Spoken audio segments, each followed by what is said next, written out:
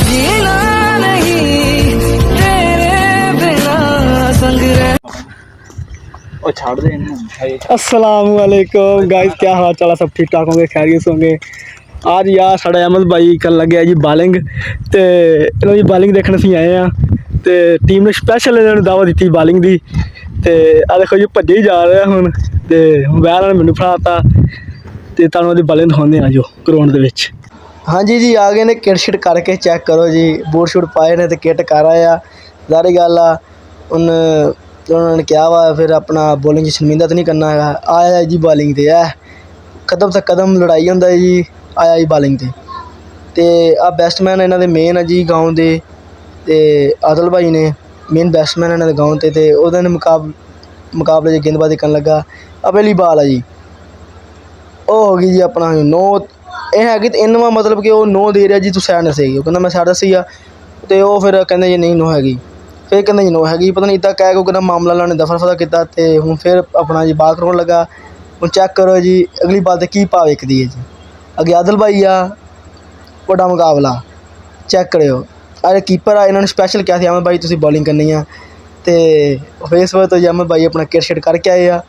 Cheque करो जी ये हूँ कर लगा बॉल दूसरी।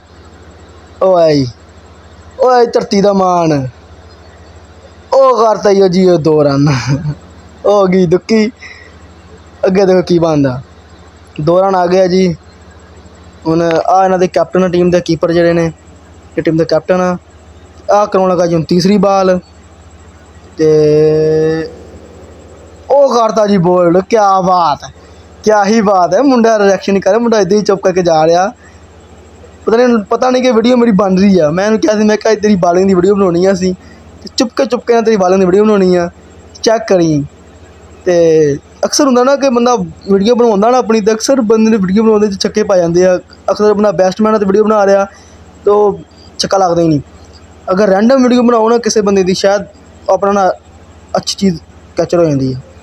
आया जी ये क्या बात है, बालां कट रहा मुंडा, वो विकेट हो गई सच, क्या बात है। अगला भी गया, चौथी बॉल वाइट हो गई थी, हूँ दोबारा कराई है जी, तो वह विकेट लै गया। हूँ आया जी अपना भाईजान बैटिंग ते, अपने आजम खान भाई लग रहे हैं, तो दाड़ी लग रहा अहमद भाई दे भारा जहा बंदा आ रहा, शायद छक्के ना मार दे। देखते हैं अहमद भाई की करते हैं। वह मुंडा माशा अच्छा खेलता इन्हों का, वह भी इन्हों के गाँव के आए, शहरों आए ने, तो वह समझाउण आ गए जी शहर के कैप्टन, तो शहरों आए ने मुंडे शुगर लाउण। तो वह आ गया जी, देखो की बनता, बॉलिंग तो खलोते ने, देखो की बनता। हूँ 2 विकटा तो लै लिया उन्होंने, हकदा तो अपना कर 2 रन खादे, 1 वाइट का, तो 9 पता नहीं हूँ है कि नहीं है, किसी गल विकेट हो गई 9 नहीं होनी। तो देखते हैं आप की बनता। फैसला मुंडे कर रहे हैं, बल्ले छल्ले वटा रहे हैं, ग्लव्स पा रहे हैं। वो आया जी भाईजान अपने बॉलिंग रेडी ने, की बनता देखो जी।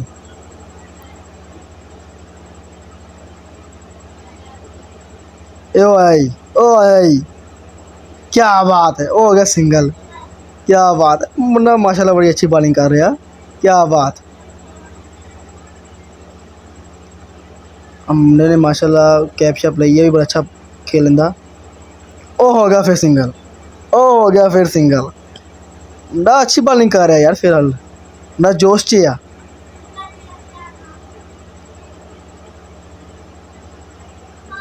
ओ आया जी, ओ आया जी, ओ हो गया जी फिर सिंगल। ये डबल डबल हो गया जी, क्या बात।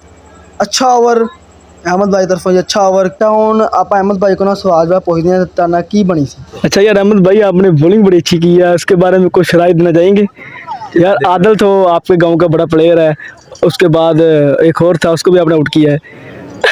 मैं ये कहना चाहूँगा बस बाल फेंको, छक्का नहीं पड़ता आपको, बस आप सोच में कि बाल फेंक दें, आगे अल्लाह हाफिज़, छक्का। आजकल के हमारे बॉलर ऐसे हैं भाई, डर ही लगता है क्योंकि क्रिकेट बाई चांस कोई पता नहीं है, 6 पे 6 भी, 6 पे विकेटें भी आ जाती हैं। चलो फिर आपको ऐसी वीडियो मिलते रहेंगे। खुदा हाफिज़।